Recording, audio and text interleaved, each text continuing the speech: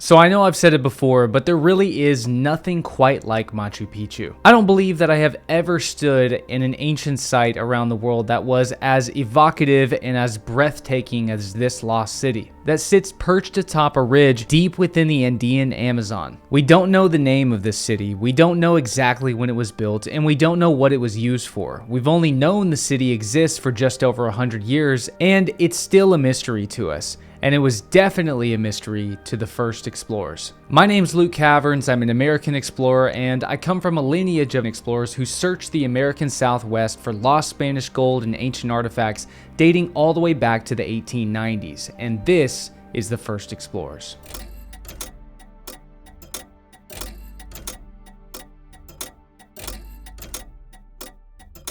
Machu Picchu is a lost city that was never supposed to be found. When the city was abandoned, its name was never spoken again. Conquistadors exploring the Peruvian realm never found the city or heard an utterance of its name or location. It was found in one of the farthest reaches of the Inca Empire, in one of the most inaccessible regions of South America, upon one of the most perilous ranges in the Andes, in one of the most dangerous jungles in the world. And yet, it's perhaps the most spectacular and awe-inspiring ancient site in the entire world, not just for its unmatched scenery, but the precision and engineering of the city itself. Stone masonry that rivals and even surpasses ancient Egypt while hanging off of sheer cliffs at 8,000-foot elevation. And as much as I've seen people discuss Machu Picchu and the amazing things that can be seen there, I've never actually seen someone dive in and investigate the word-for-word accounts of what was found at Machu Picchu by its first explorers. So in today's video, we're going to do just that. By the mid-1500s, the Inca Empire had completely collapsed. The Inca emperor had been killed, the capital city of Cusco had fallen into Spanish control, and the conquistadors were spreading across South America in search of other great native civilizations to discover and, of course, conquer. Over the next 400 years, Europeans would sweep across North, Central, and South America, discovering, plundering, and sometimes destroying all signs of the world that existed here before their arrival. The mound builders of North America, the sprawling metropolis of the Maya world in Mexico and Central America, the citadels of the Inca realm, and many more lost cities and civilizations had been discovered over the centuries and all but destroyed. But still, a great lost city had not yet been found in the Amazon. Huayna saw them and heard rumors of even larger cities hidden deep in the interior, but when future Europeans returned, the Amazon was a vast, empty jungle, almost as if everything Huayna had seen were really ghosts.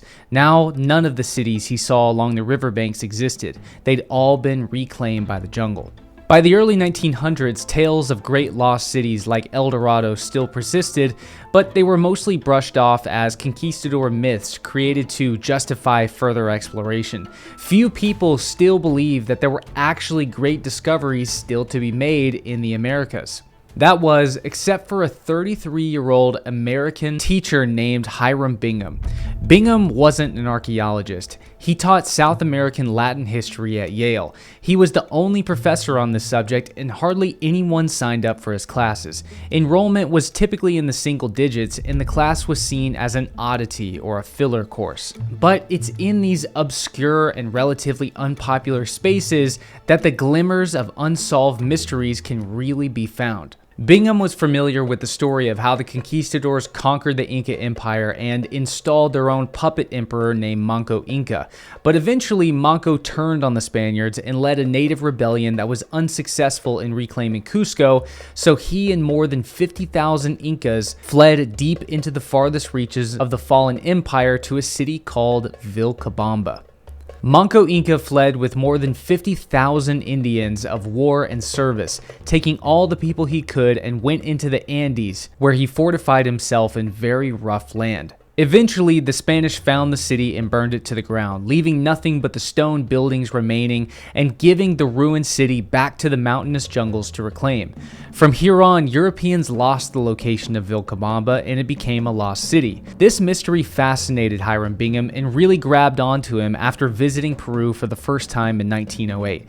He spent that trip riding on muleback, gazing off into the Andean mountain range, wondering across which ridgetop might he find the famous lost Inca capital. And by the time he returned home, he was already planning his expedition to find the lost city. Over the course of the next 3 years, Bingham would spend his time begging affluent Yale alumni in New York City and Boston to donate to his expedition, but almost nobody was interested or even believed that there was some ancient lost city to be found. Finally, though, a small organization called National Geographic granted him a $5,000 donation toward the expedition expenses, and finally, the journey was made possible. In the early summer of 1911, Hiram Bingham returned to Peru with a small expedition crew. They started in Cusco and over the course of a couple of days had passed through Urubamba and Ollantaytambo and were headed deeper into the region where the Andes Mountains met the Amazon, creating some of the most fierce environments known to man.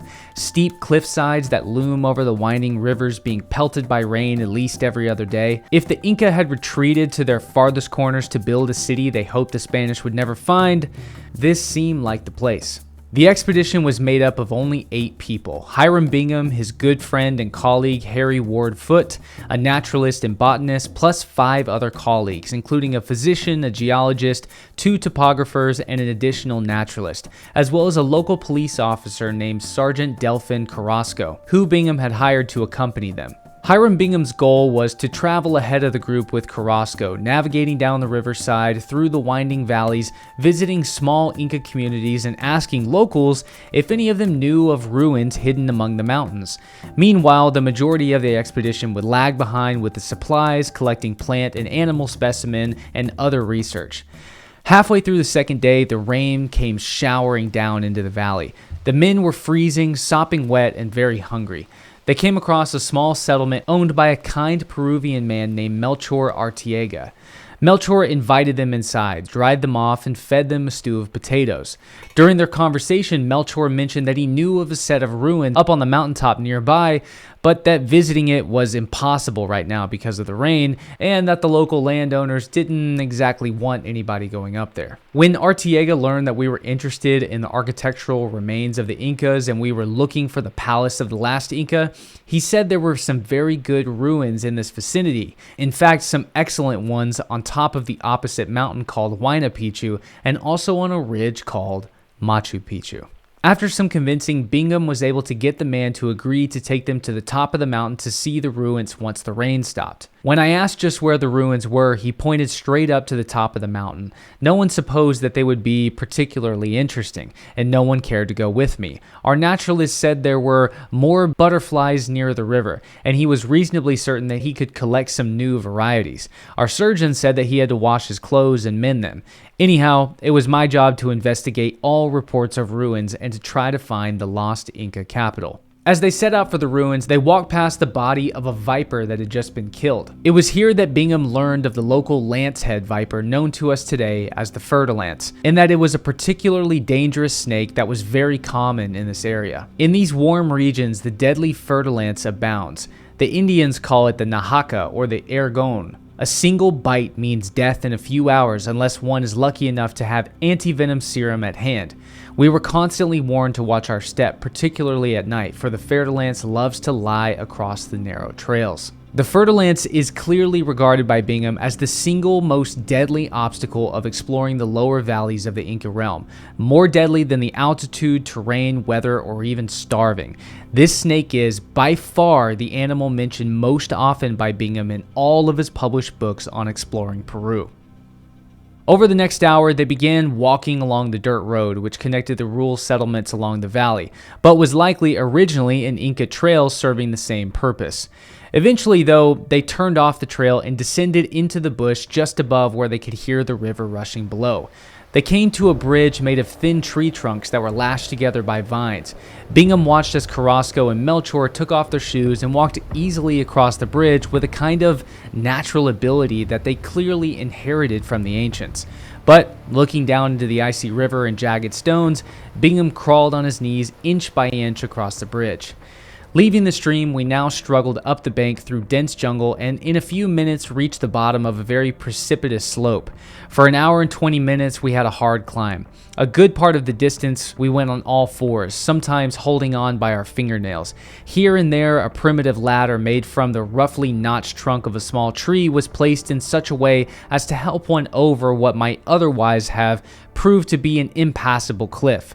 In another place, the slope was covered with slippery grass where it was hard to find either handholds or footholds. Crawling on all fours up the cliffside, it was here that Melchior began groaning about and worrying about snakes. He'd seen those lance heads in areas like this before. The heat and the humidity were excessive, and the three men were essentially completely exhausted by noon, with only the water they had on them, as the river was now some 2,000 feet below. Shortly after noon, just as we were completely exhausted, we reached a little grass-covered hut 2,000 feet above the river where several good-natured Indians, pleasantly surprised at our unexpected arrival, welcomed us with dripping gourds full of cool, delicious water.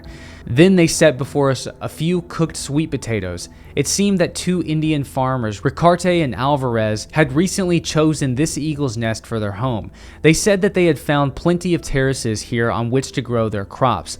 Laughingly, they admitted they enjoyed being free from undesirable visitors, officials looking for army volunteers, or collecting taxes. Although the valley had probably been unoccupied for centuries, the government was likely pushing descendants of the Inca back further into the far corners of Peru. And at some point, someone had stumbled across these ancient Inca terraces hanging thousands of feet in the air.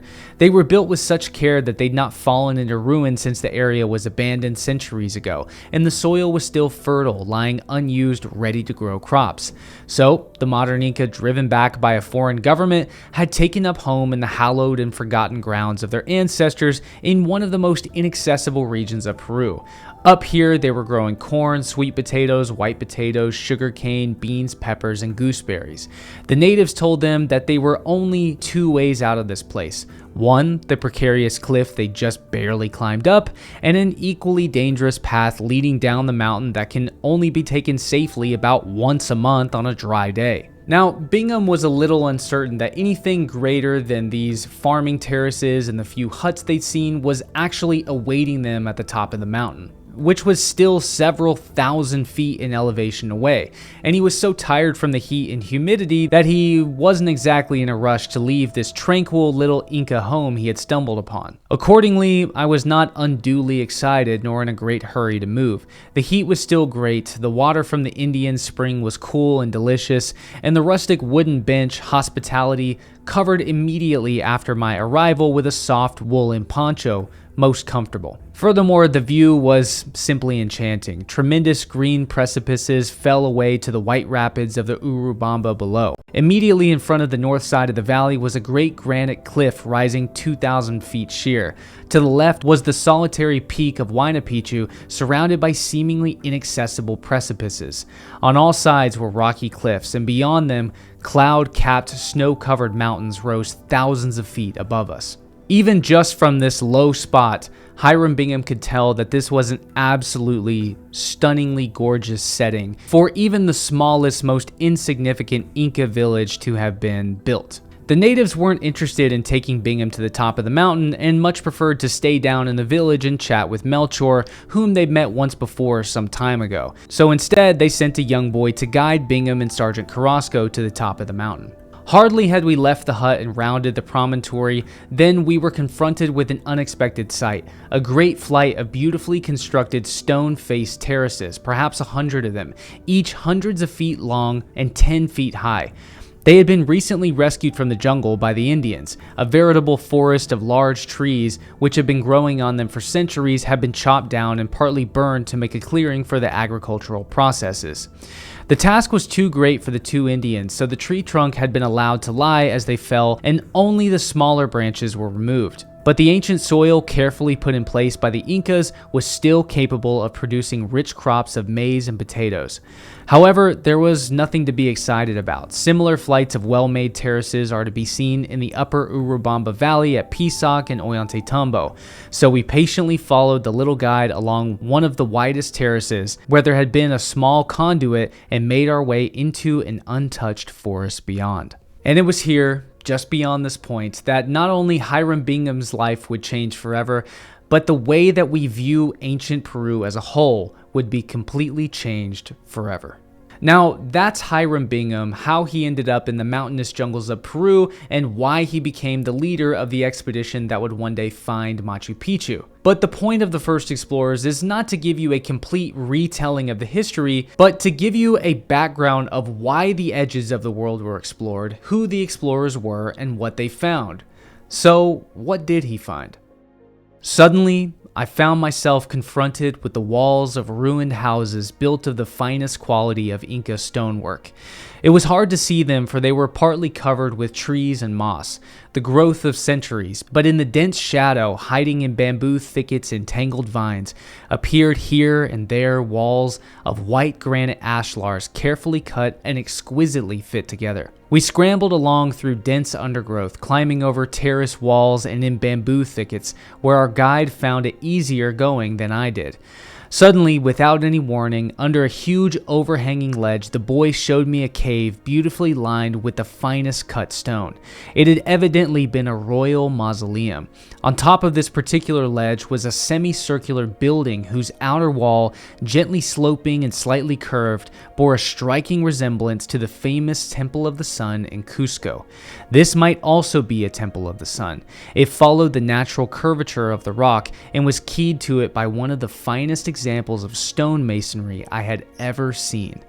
Bingham had just discovered the carved out and modified caves hidden beneath the temples of this ancient palace, believing they must have been royal burials, perhaps where the mummies were placed. He'd read about and seen Inca burial sites for royal figures in finely worked caves and crypts carved into the mountainsides around Cusco and other places around the Andes. And just above these crypts, he made a discovery that truly left him in awe. He came across megalithic, precisely cut white granite ruins sitting perched atop Machu Picchu, the name of the mountain.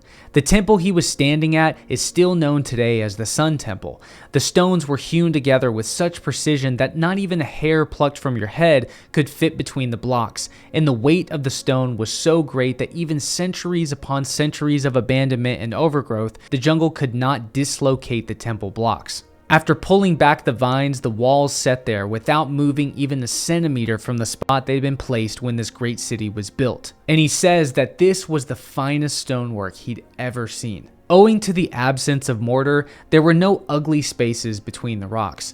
They might have grown together on account of the beauty of the white granite. This structure surpassed in attractiveness the best Inca walls in Cusco, which had caused visitors to marvel for 4 centuries. It seemed like an unbelievable dream.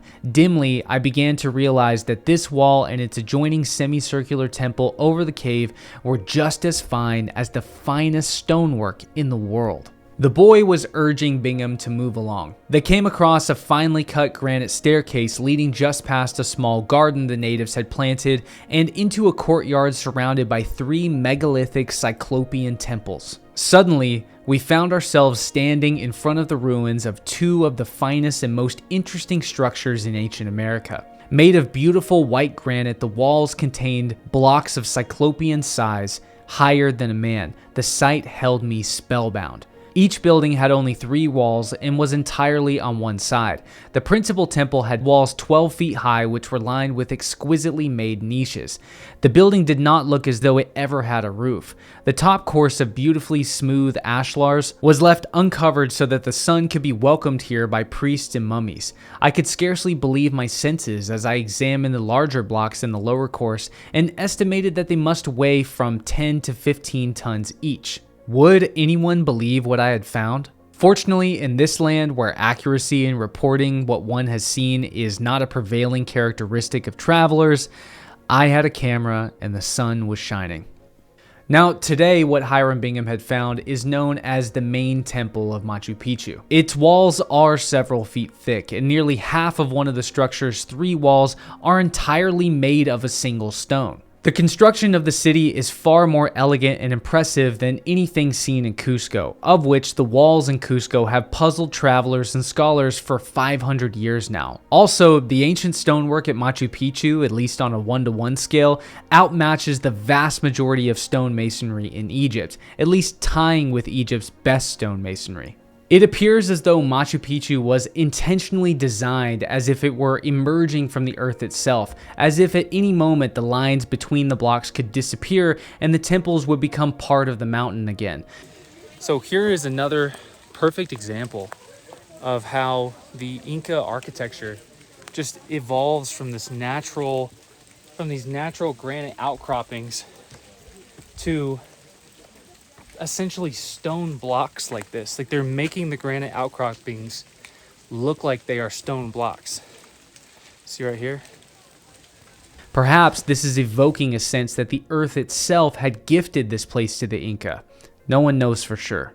Nowhere else in Peru, as far as I know, is there a similar structure conspicuous for being a masonry wall with 3 windows. It will be remembered that Salcamaywa, the Peruvian who wrote an account of the antiquities of Peru in 1620, said that the first Inca, Manco the Great, ordered works to be executed at the place of his birth consisting of masonry wall with 3 windows. Was that what I had found?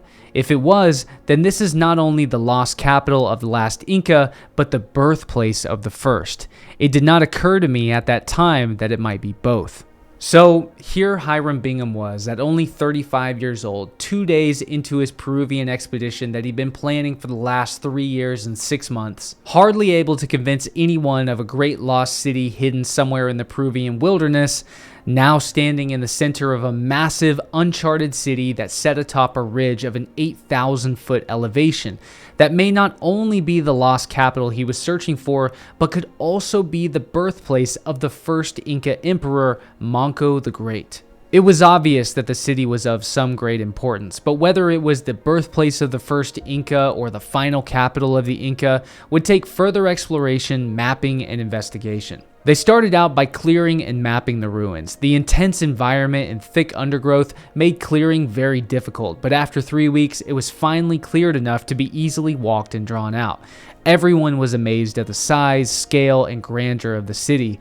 There was no doubt that this was an important place sometime long ago. By 1912, they'd organized the operation of Yale University, working in conjunction with National Geographic and the Peruvian government to thoroughly explore the ruins.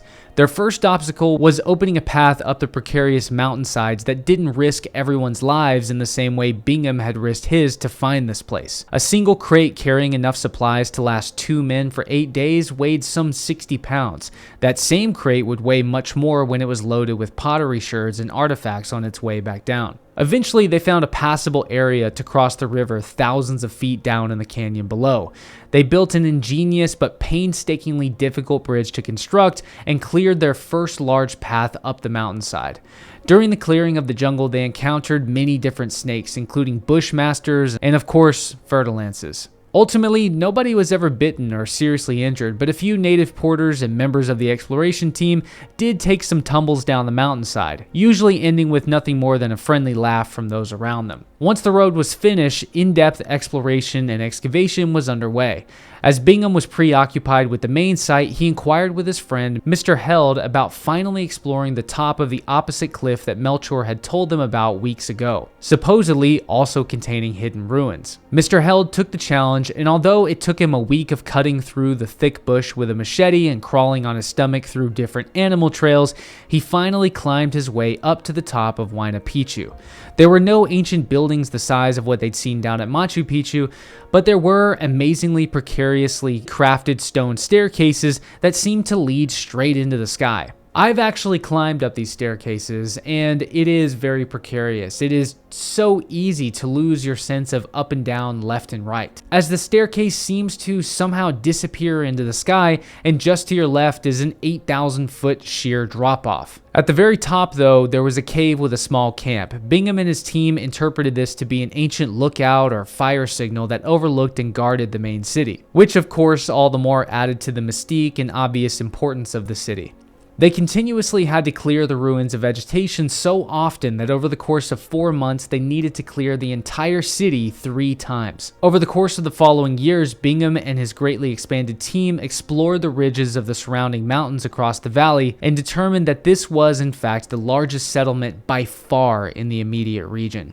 Hiram Bingham believed he had found the lost last capital of the Inca Empire. Vilcabamba. The sanctuary was lost for centuries because this ridge is in the most inaccessible corner of the most inaccessible section of the Central Andes. No part of the highlands of Peru is better defended by natural bulwarks.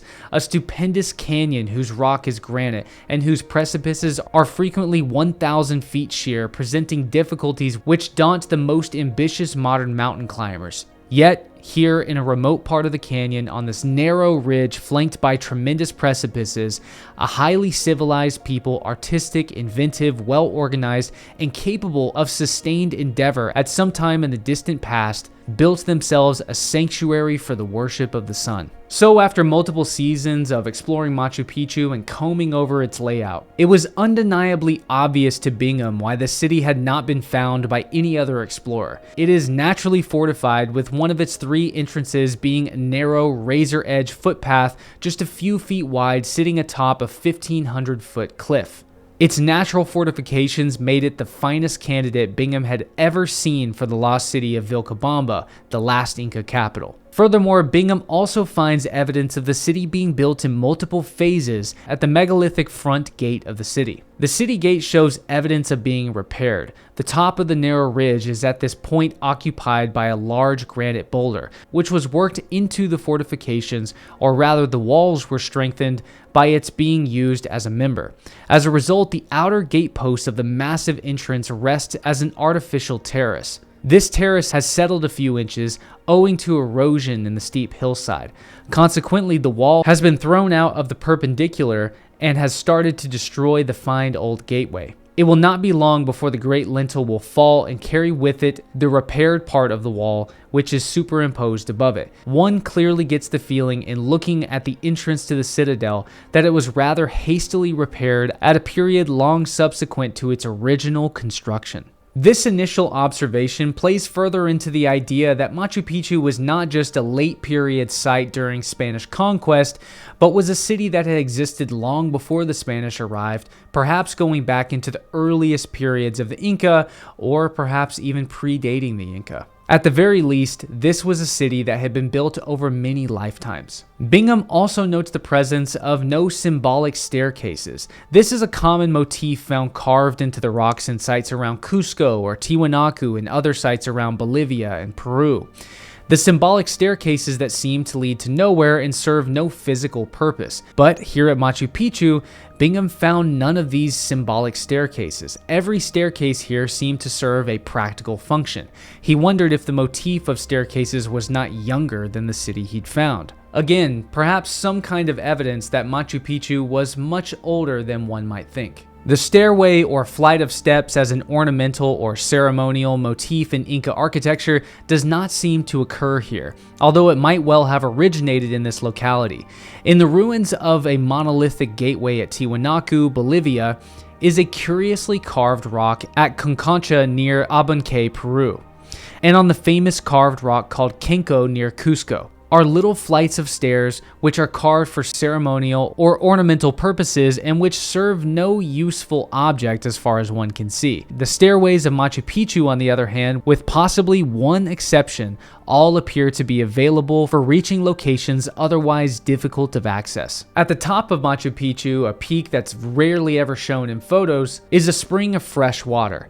Bingham discovered that the Inca had engineered an aqueduct system that spanned nearly a mile down the ridgetop from the spring to the heart of the city.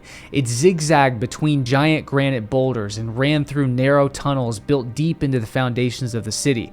As the aqueduct tunnels narrowed, it increased the pressure of the water before spilling out into finely cut and elegant granite fountains in the heart of the city. Now, at the Sacred Plaza, the primary temple with the largest megalithic cyclopean stones, Bingham makes an interesting observation that even to this day, most people don't recognize. He found that one of the largest granite stones was cut into numerous different angles to fit the smaller blocks sitting on top of it. And when he counted all of the angles up, he realized that the 12-angled stone that everyone admires in Peru was far outnumbered by the 32 angles on this stone that was already several times larger. Not only were the lower portions of 2 of the niches with which this house is lined cut out of the stone, but in a spirit of almost freakish ingenuity or playfulness, the builders carved part of the corner of the room itself in this extraordinary block so that it even forms a very small part of one of the end walls. In the palace of the Inca Roca in Cusco is a stone made famous by early Spanish writers because it had 14 angles. Visitors always look at it. This stone has 32 angles. Bingham was so amazed by this part of the city, in fact, he even goes on to tell that the niches within the walls were so precisely carved out that your eyes alone could not find differences between the stone masonry of the niches, and that while there may be some ancient sites around the world which were close or equal to the beauty of this city, certainly none surpassed Machu Picchu. It stood alone in being one of the most impressively built and beautifully set ancient sites in not only the Americas, but all of the world. In the selection of the ashlars, in the finish of the blocks, in the proportions of the room, and in the artistic care with which it was built, it is among the very finest of ancient buildings. Others may equal it in beauty, but I know of none which surpasses it.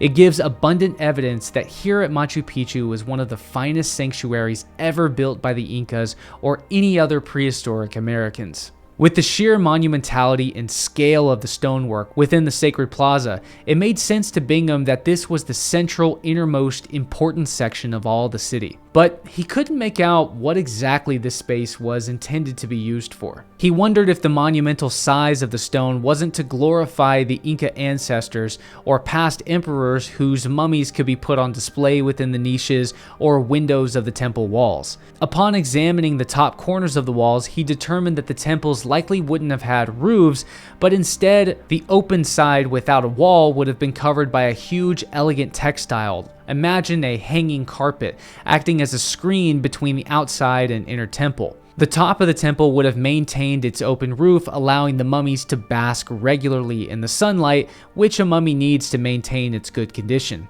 It's possible that the Inca viewed the sun as giving and preserving life for both the living and the dead in this fashion. No pains were spared to make this unique structure conform to all that was best and most solid in the architecture of the Incas. Its builders had a remarkable sense of symmetry. They matched niche for niche and almost matched block for block. No building in Peru gives a finer impression of the high stage of art and architecture reached by the ancient people of the Andes. Returning back to the amazing temple that Bingham first came across on his first visit, the Temple of the Sun, which he believed may have housed a priest, as this temple was very reminiscent of the Sun Temple found in Cusco, Bingham reports that possibly the greatest stonemason to ever live was at work here, fitting and joining the blocks together perfectly in a seamless fashion that rivaled the stonemasonry of the great temples of the Old World. Bingham wasn't able to see the temple in its entirety during his first visit, as the overgrowth had hidden it so greatly, but upon finally freeing the temple from the vegetation, he found that the blocks fit together so precisely that the vegetation simply laid over the stones and could not grow between the blocks or pull them apart. This really is one of the finest examples of ancient Peru's razor-sharp megalithic architecture, something that I personally can't think of a rival for, even in Egypt. After we had scrubbed the wall clean, we discovered that the most experienced master mason of his time had here constructed the most beautiful wall in America, built in the form of a tri-square and connecting the temple with what may have been a priest's house. The effect is softer and more pleasing, if less splendid, than that of the marble temples of the Old World. Here we have an example of the remarkable ability of the Inca architects. Since this wall was obviously built with the utmost care by an artist who desired it to be a permanent object of beauty, it was necessary that there should be no cracks in it, that the seams between the closely fitting ashlars should never open. He found an enclosed area of the city, which by measuring its luxurious layout in close proximity to the city's fountains, he determined these rooms must have been the king's group, or as he thought it should have been called, the Palace of the Emperor. This group was not made of the same precisely cut blocks as the Sun Temple or Sacred Plaza, but its stonework was very solid, still exceeding the quality of stonework found throughout most of the ancient American world. And it's possible that that world-class megalithic architecture that you can find at so many Inca sites was something that is only reserved for spiritualistic or religious purposes, such as communing with past deceased emperors who have now become one with the divine and worshiping the sun, which really involved much more than just simple and primitive sun worship, and instead required the priest to act as an astronomer, tracking the sun's path and informing the entire civilization of the coming seasonal changes, as well as probably much more that must be lost to us today. In this king's group, he found that the doorways came complete with 3-ton megalithic lintels sitting above the doorways, whereas the other homes had much smaller duolithic lintels that could have been put up by 2 strong men working together. Whoever had this group of homes built was able to overcome the obstacle of lifting infeasibly large stones to use as doorway lintels. This feat, as well as many other things, continually puzzled Bingham, as there was no evidence, as far as he knew, that the Inca had pulleys, cranes, or winches. The only device he could imagine was that the builders created small ramps alongside the walls to pull the blocks up before setting them into place. This, however, also seems a bit problematic. It's still an unsolved mystery. These rooms were luxuriously large, and as anyone familiar with ancient construction might know, large and enclosed rooms are incredibly rare in the ancient world. Building a roof large enough to enclose a huge space was something that not many ancient civilizations could achieve. Even in Egypt, it is very rare to find a large room with a roof. He also noticed that these rooms had no outside windows, perhaps to give privacy to the imperial family. The entrance to the king's group also sits directly next to the highest level of the fountain, meaning that the servants would have no trouble quickly fetching pots of the freshest and untouched water. Now, in the modern day, there are rumors and stories of people finding or locating or hearing about hollow areas and man-made tunnels beneath the city of Machu Picchu. Some say they are just natural cavities or hollow areas that are a natural result of the construction of the city's foundation. But others claim to know of the existence of actual man-made tunnels hidden beneath the city. Man-made chincanas, often created to be used for a ritualistic purpose, such as the transition between the earthly world and the underworld in Inca cosmology. Only the priests and elites would be allowed to enter these spaces, and it makes sense that the Inca would have created a subterranean space here, as no tunnel-like caves exist naturally on the mountaintop, or at least none that have been found thus far. But these stories aren't just wild fantasies with no basis at all. These stories actually begin with Hiram Bingham himself. Our first task was to see whether excavation in the principal structures would lead to the unearthing of potsherds or artifacts which might throw light on the former inhabitants. Our workmen, who fully believed in the quote-unquote buried treasure theory, started with a will. Tests made with a crowbar in the principal temple enclosure resulted in such resounding hollow noises as to give them assurance that there were secret caves beneath the floor of the ancient temple. Amid the granite boulders under the carefully constructed floor, our excavation was carried to a depth of 8 or 9 feet.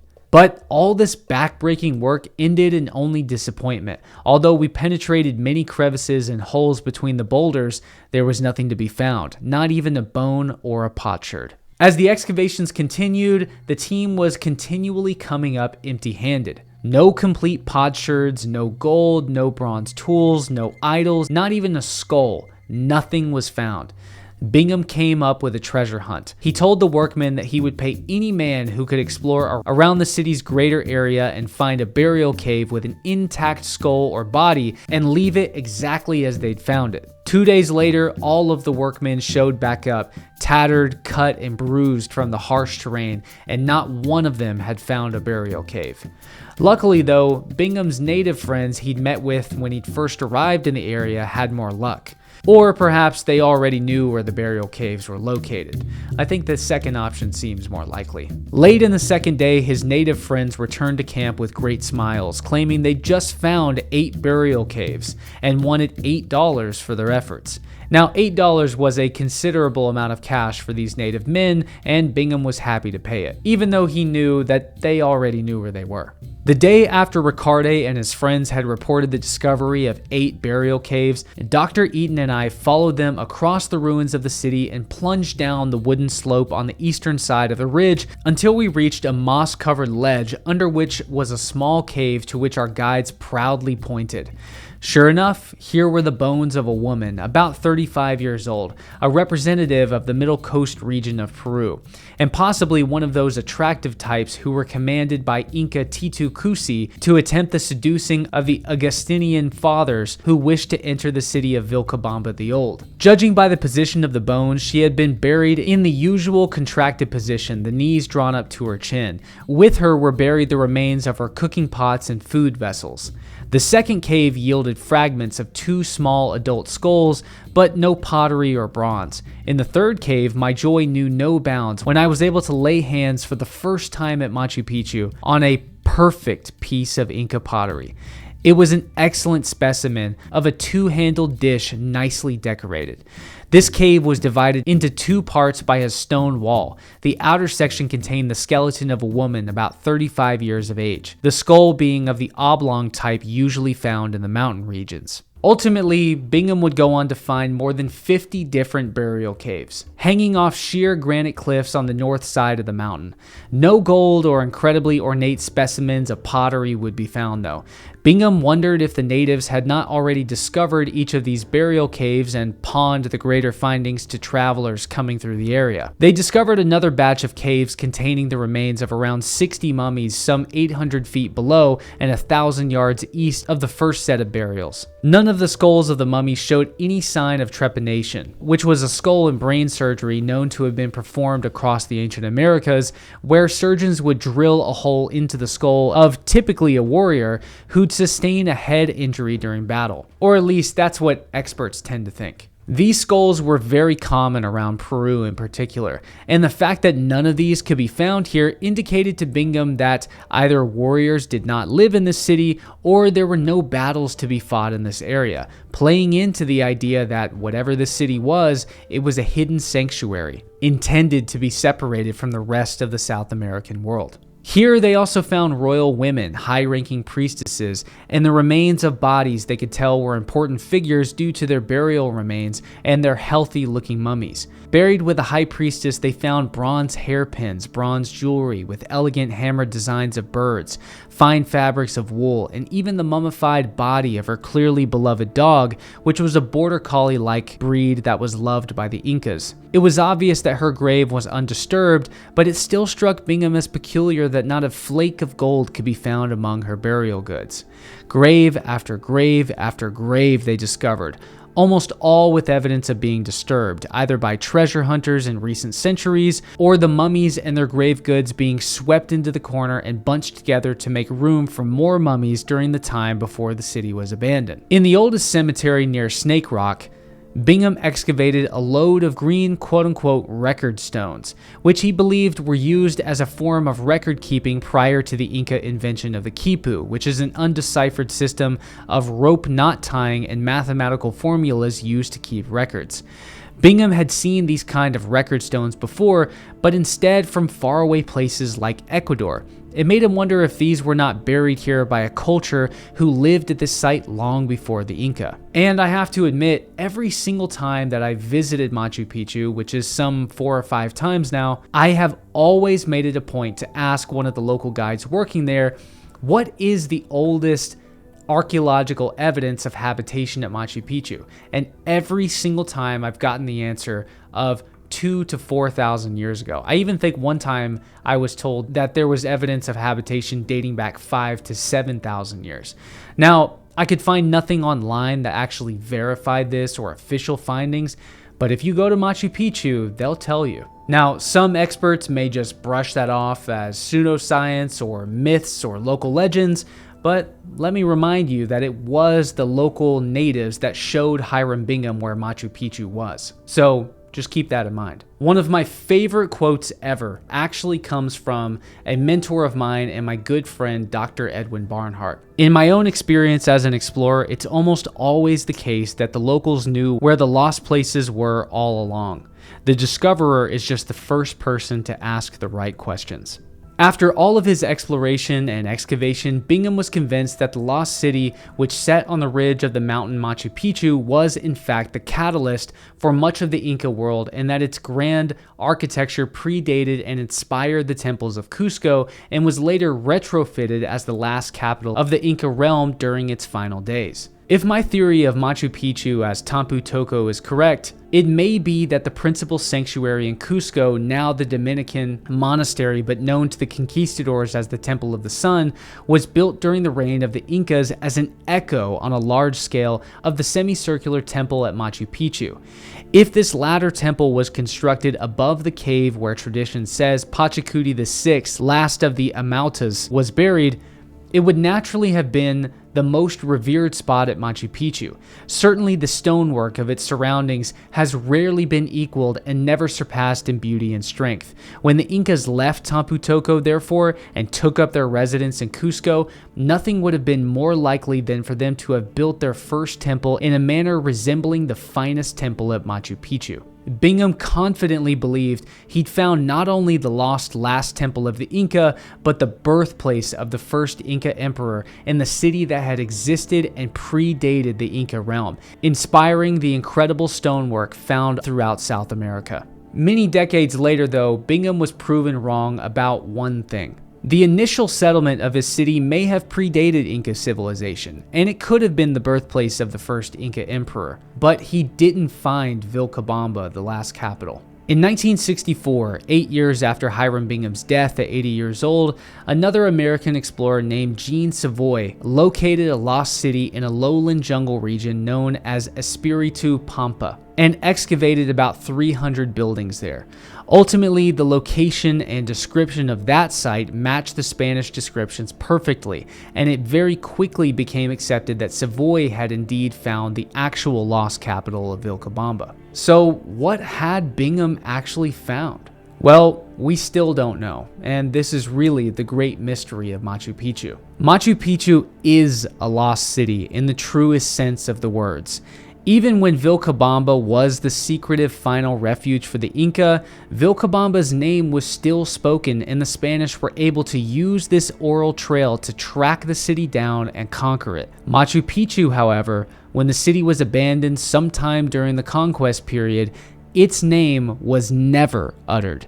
You cannot find even a vague mention of a city name that could be given to Machu Picchu anywhere in the Spanish accounts of what they learned from the Incas. It is apparent in the feeling alone of standing within the city that it was a place unlike others, a divine sanctuary likely meant as a paradise refuge from the outside world, an academy for the study of the sun, moon, and stars, and a secluded site to connect and commune with the ancestors, with undoubtedly more purposes that have been lost to time. When the Inca abandoned this place, they never uttered its name again. And perhaps that silence, more than anything else, tells us the importance of what Bingham actually found. I'm Luke Caverns. Thank you so much for joining me, and like and subscribe for more stories of exploration on the edges of the world.